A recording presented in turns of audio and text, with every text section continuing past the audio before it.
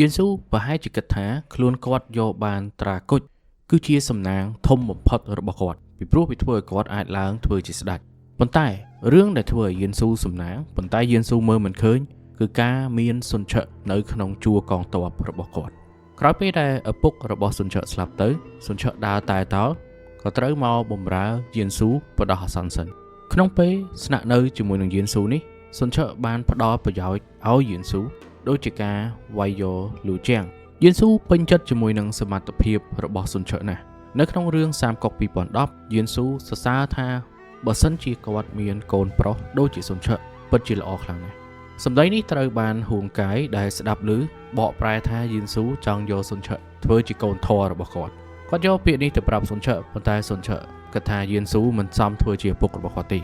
ដោយសារតែមានគុណសម្បត្តិនិងដោយសារតែមើលឃើញថាយេស៊ូកំពុងតែពេញចិត្តគាត់សុនឆៈក៏ឆ្លៀតឱកាសនេះដើម្បីខ្ចីកម្លាំងទ័ពរបស់យេស៊ូ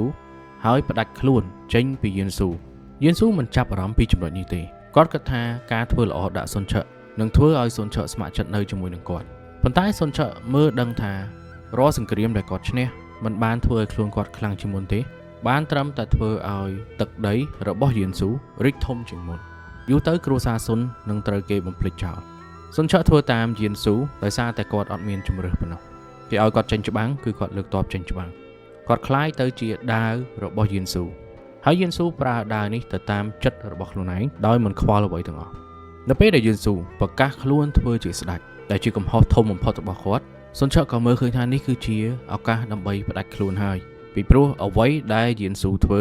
នឹងអាចបំផ្លាញគាត់វិញហើយគាត់ក៏មើលឃើញកាន់តែច្បាស់ដែរថាយេស៊ូនេះគឺជាមនុស្សល្ងងខ្លាំងណាស់ស្ដេចហានមិនទាន់ស្លាប់ផងរាជវង្សហានមិនទាន់ដួលផងគាត់បែរជាហ៊ានជ្រែករាជប្រកាសខ្លួនធ្វើជាស្ដេចសុនឆៈក៏សម្រេចចិត្តថាកាត់ផ្ដាច់ទំនាក់ទំនងជាមួយនឹងយេស៊ូដោយប្រកាសឲ្យរាជការដឹងផងហើយនឹងបានចូលរួមជាមួយឆាវលើកទ័ពមកកម្ចាត់យេស៊ូផង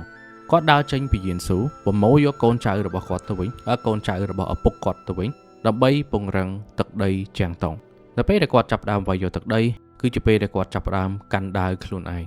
សុនឆៈផ្ដាច់ខ្លួនដោយសារតែមានគោលបំណងច្បាស់លាស់គាត់ផ្ដាច់ពីយេស៊ូពីព្រោះគាត់ដឹងថាសមត្ថភាពរបស់គាត់គួរតែយកទៅប្រើជាមួយនឹងកិច្ចការដែលមានប្រយោជន៍ជាងភាពលោភលន់របស់យេស៊ូនៅក្នុងរឿងសាមកុក2010សុនឆៈប្រាប់ចៅអ៊ីថាគាត់មិនចង់ឆ្លោះគ្នាជាមួយនឹងយេស៊ូទេ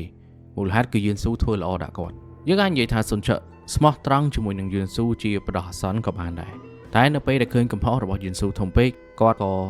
ផ្លាស់ប្ដូរទិសដៅនៃភាពស្មោះត្រង់របស់គាត់មករកគ្រួសារខ្លួនឯងវិញមករកអ្នកដែលធ្លាប់ដើរតាមឪពុកគាត់វិញសុនឆៈក៏មើលឃើញថាគាត់គួរតែចំណាយពេលវេលារបស់គាត់ទៅចាក់គ្រឹះនៅភាគខាងត្បូងនៃប្រទេសចិនអ្នកប្រយុទ្ធពិតប្រាកដមិនដើររកម្ចាស់ខ្លួនឯងទេពួកគេដើររបេសកកម្មជីវិតការវាយយកទឹកដីនៅជាងតុងនិងពង្រឹងអំណាចគ្រួសារសុនគឺជាបេសកកម្មរបស់សុនឆៈដូច្នេះបានជាយើងមិននិយាយថាសុនឆៈគឺជាមនុស្សដែលក្បត់ម្ចាស់ទោះបីជាគាត់ដើរចេញពីយេស៊ូនៅពេលដែលយេស៊ូកំពុងត្រូវការគាត់ក៏ដោយយើងហៅសុនឆៈថាជាអ្នកដឹកនាំសុនឆៈមិនមែនជាអ្នកបះបោរទេក្រោយពេលដែលសុនឆៈប្រកាសផ្ដាច់ខ្លួនជាមួយនឹងយេស៊ូហើយយើងឃើញថាគាត់ធ្វើការកាន់តែលឿនជាងមុនគាត់វាយយកទឹកដីនិងអូសទាញពួកស្ដេចក្រាញ់ដែលពីមុនមកមិននៅក្រោមរាជការទេឲ្យមកចោះចូលជាមួយនឹងគាត់បង្ហាញឲ្យអ្នកទាំងអស់ហ្នឹងមើលឃើញថាគាត់ដឹងថាខ្លួនឯងកំពុងតែធ្វើអ្វីបើសិនជាអ្នកទាំងអស់ហ្នឹងចូលរួមជាមួយនឹងគាត់ពួកគេនឹងមានទឹកដីត្រឹមត្រូវមានអំណាចខ្លាំងមួយនៅការពារពួកគេសុនឆៈឲ្យស្ដេចក្រាញ់ទាំងអស់ហ្នឹងមើលឃើញថាទឹកដីភាគខាងត្បូងនេះក៏ជាកន្លែងដែលគួរតែគ្រប់គ្រងឲ្យជាប់ដែរនៅពេលដែលយើងកាន់ដាវខ្លួនឯងយើងនឹងមានកម្លាំងជាងមុនយើងនឹងធ្វើការផ្ដោតបានល្អជាងមុនហើយខ្ញុំជឿថាអ្នកនរគ្នាប្រហែលជាយល់ពីចំណុចនេះថាហេតុអីបានជាអ្នកដែលគាត់ចេញរកស៊ីដោយខ្លួនឯងអាចអង្គុយធ្វើការរាប់ម៉ោងហើយធ្វើពីច័ន្ទដល់អាទិត្យមិនដូចអ្នកដែលធ្វើការទេខ្ញុំធ្លាប់ធ្វើការឲ្យគេហើយប្រហែលជា10ឆ្នាំជាងបើសិនជាខ្ញុំប្រៀបធៀបជាមួយពេលដែលធ្វើការឲ្យគេនិងធ្វើឲ្យខ្លួនឯងគឺកម្លាំងវាមានខុសគ្នាការប្រឹងប្រែងក៏ខុសគ្នាដែរនៅពេលដែលយើងធ្វើការឲ្យគេឬក៏បម្រើគេដូចជាសុនឆៈអញ្ចឹងយើងប្រឹងខ្លាំងពេកយើងនឹង burn out នៅពេលដែលយើងធ្វើខ្លួនឯងយើងប្រឹងកាន់តែខ្លាំងយើងឃើញលទ្ធផលកាន់តែលឿនការកាន់ដាវខ្លួនឯងគឺជាការឲ្យតម្លៃទៅលើសមត្ថភាពរបស់ខ្លួនឯងការចង់យកសមត្ថភាពនេះទៅប្រើឲ្យស័ក្តិសមនឹងអ្វីដែលយើងមានអ្នកដទៃអាចប្រើប្រាស់សមត្ថភាពរបស់យើងមែនតែគេប្រើមិនអស់ទេព្រោះយើងមិនអាចឲ្យគេប្រើអស់មានតែខ្លួនយើងទេដែលអាចប្រើខ្លួនឯងបានអស់សុនឆៈនៅពេលដែលបម្រើយេស៊ូ គាត់ចេញធ្វើសង្គ្រាមទៅតាមតែបញ្ជារបស់យេស៊ូទេពេលដែលធ្វើសង្គ្រាមឆ្នះហើយគាត់ត្រឡប់មកវិញភ្លាមដើម្បីរាយការណ៍និងដើម្បីបកគលផ្លាកបញ្ជាមេទ័ពទៅឲ្យយេស៊ូវិញជៀសវាងយេស៊ូមានការសង្ស័យតែនៅពេលដែលសុនឆាវាយយកទឹកដីខ្លួនឯងយើងឃើញថាគាត់ចេញពីមួយតំបន់ចូលទៅមួយតំបន់ទៀតវាយបដារៀបចំបដាគ្រប់គ្រងបដាយើងគួររៀនតាមសុនឆាបើដឹងថាខ្លួនយើងមានសមត្ថភាពហើយគួរតែរកគោលបំណងមួយមកឲ្យខ្លួនឯងដែលជាគោលបំណងចេញពីខ្លួនយើងមិនមែនសម្រាប់អ្នកដទៃទេយើងមិនអាចបំពេញគោលបំណងខ្លួនឯងដោយចំណាយពេលវេលាភាគច្រើនទៅលើគោលបំណងរបស់អ្នកដទៃទេ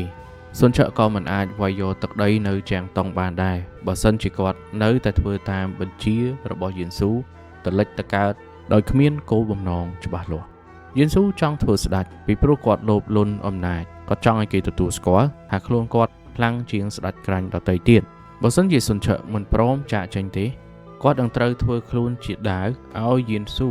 កាប់សម្លាប់អ្នកដទៃដើម្បីបង្ហាញថាយេស៊ូស័ក្តិសមធ្វើជាស្ដេចអញ្ចឹងខ្ញុំមានតែប៉ុណ្្នឹងទេនៅក្នុងអេពីសូតនេះបើពេញចិត្តវីដេអូនេះកុំភ្លេចចុច like ផងហើយអ្នកដែលមិនទាន់បាន Subscribe Channel ថ្មីនេះទេអាច Subscribe ម្នាក់មួយទៀតមកអរគុណសម្រាប់ការស្ដាប់ចាំជួបគ្នានៅក្នុងអេពីសូតក្រោយ